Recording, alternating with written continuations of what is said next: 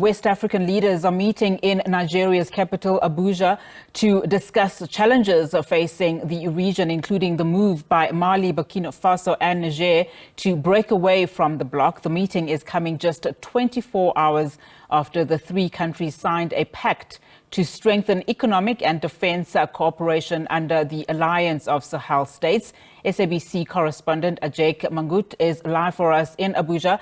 Ajeck, thank you so much for your time and good afternoon to you. So what more can you tell us about the meeting taking place today, especially as Burkina Faso, Mali and Niger, as we said in that introduction, have now strengthened their resolve, to leave the regional bloc from the Alliance for Sahel States?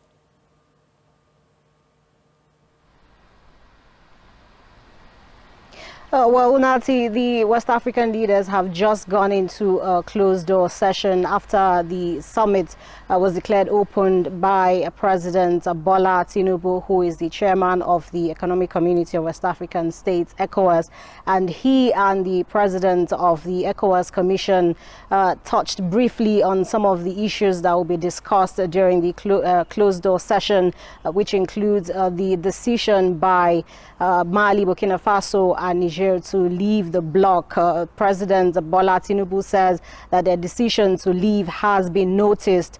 We also expect them to discuss the ECOWAS trade liberalization scheme, which is expected to allow free movement of goods and persons within the West African countries without the payment of customs duties.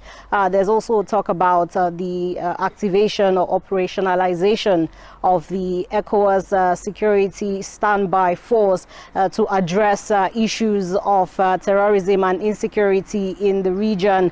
President Tinubu said that the countries need to pool resources together to ensure that that happens. ECOWAS is planning to raise over $2 billion for that fund. The president also talked about the challenges that the ECOWAS region is facing in terms of people living in poverty and, of course, the security challenges that many of the countries are facing. He also thanked member states for the support given to him in the last 1 year as the president, or as the chairman, of the commission. We do expect an election to take place for a new chairman to emerge at the end of the summit. But these are some of the issues that they're expected to discuss at the closed-door session. And then after that, we expect a press briefing to give some of the resolutions reached at this meeting today.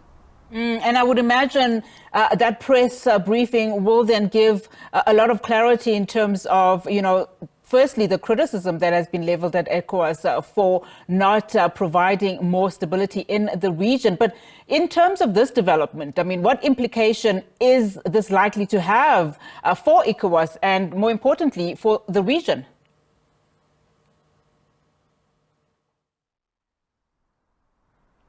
Yes, indeed. The president of the commission had said that it is because of the implication that the move by Burkina Faso, Mali and Niger to leave would have on its people. It's why it has decided to go on with negotiations to encourage them to remain in the bloc. But we've seen in the last 24 hours the three countries forming a pact to sort of cement economic and defense cooperation between the three countries. They are having talks of establishing an investment bank.